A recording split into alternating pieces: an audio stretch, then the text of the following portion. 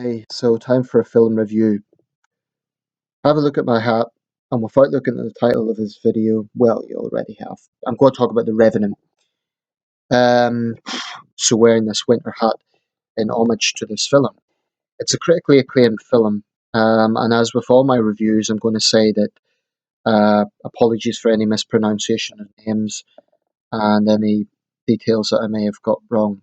Because I can no longer look directly at the Wikipedia page, I have to just look at the camera. It's directed by Alejandro Inarritu. It's set in the 1820s based on the true story of a frontiersman, Hugh Glass, who was left behind by his men after being mauled by a bear. Now, The Revenant has been nominated for 12 Academy Awards, and after watching this film, I can see why. Um, a lot of people have been saying it was slow moving, and honestly speaking, I hadn't expected it to be outstanding. I thought it would be watchable, but not great. Um, there are points where it's slow moving and it's quite a long film, but I didn't find that boring and I didn't find that it dragged back the film. I think it all fitted together well. And if you see the film, I think you'll see what I'm getting at. So, stars Leonardo DiCaprio in the lead role as Hugh Glass, with supporting role from Tom Hardy and other secondary supporting roles from Domhnall Gleeson, Will Poulter, and Good Luck Forrest, who plays Hugh Glass's Native American son. Tom Hardy plays the sort of villain of the film, if that's the right word, who is left with looking after Hugh Glass and decides to basically discard him after killing his son, who he has hostility to because you realize he'd been scalped by a Native American tribe. Now, one thing I like about this film, there's a lot of things I like about this film. A few things stand out. The cinematography was superb. Some of the most beautiful scenes I have ever seen in a film were in this film. Beautiful but hostile. And if the cast get no other Oscars, they should get an Oscar for sheer endurance, every member of the cast, because it really is rugged conditions. It's set in the Louisiana Purchase, which is present day Montana, South and North Dakota, although I'm not sure where it was filmed. But truly magnificent cinematography. It's based on a book by Michael Punk, who's also a US ambassador, I've just discovered. So, talented man. Um, but it's a very watchable film, and I didn't find it boring. It is long, but I didn't think it was too slow moving. A few bits, perhaps, but certainly not enough to be detrimental to the film. Um, if I could sum up the film, it's about one man's will to survive, which is, of course, a film trope that's been used many times, but it really works well when you know it's a real story. Now, DiCaprio has been nominated for a Best Actor Oscar, and of course, there's a lot of speculation, like I already said, on whether or not he'll get it. Is it his best performance? Maybe not, because there's actually very few speaking roles that he performs. However, I don't think we should underestimate how hard it is to play a role that isn't speaking. I mean, most of the film he's writhing around in agony, and basically he's a man on the frontier trying to survive. But I don't think we should underestimate how difficult that is. If I was to say what his best role was, well, I haven't seen The Wolf of Wall Street. Um, Difficult to tell. DiCaprio's such a great actor that I can't fault him in any role, really. But certainly this would be one of them. Another thing I really liked about the film was that Inarritu doesn't shy away from the complexities of the time. Yes, there is that aspect of the white men taking the land, but I remember when I was younger seeing cowboy and Indian films, and they were very much black and white. Um, and then there's the other side, which is kind of demonizing the white man. So really early cowboy and Indian films, the cowboys were the heroes, the Indians were the villains.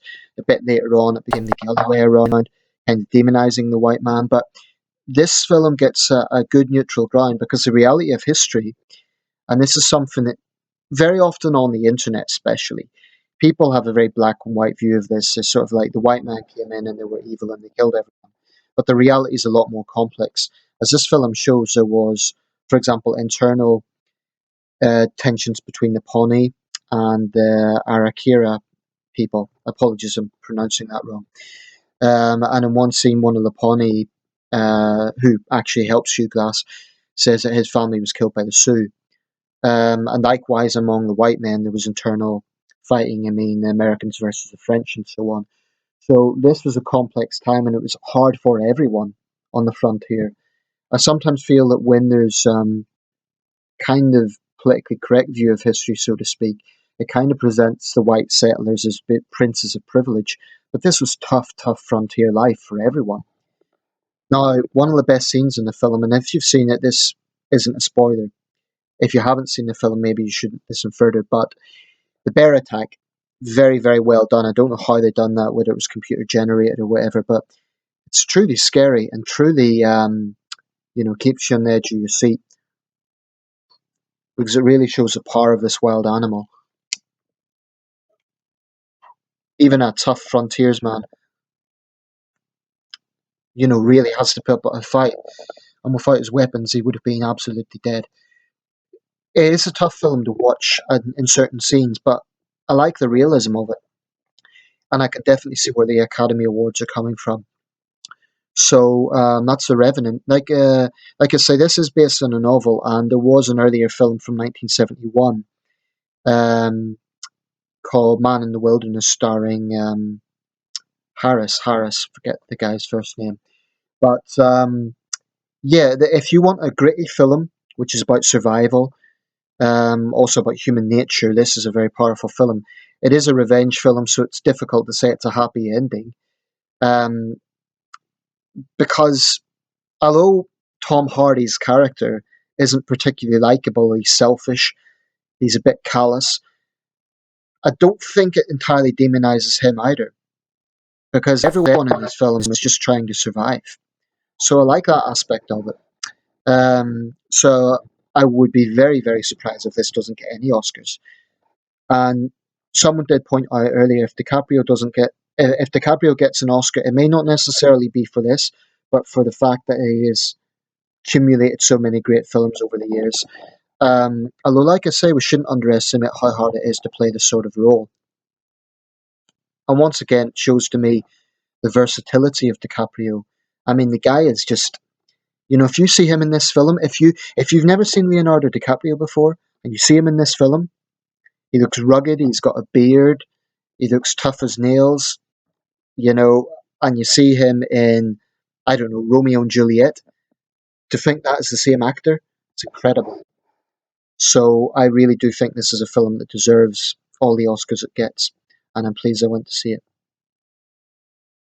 One more thing, it took a long time to produce. Apparently the concept first came about in 2001, so we're talking 15 years in the making. Great film. I give The Revenant 8 out of 10.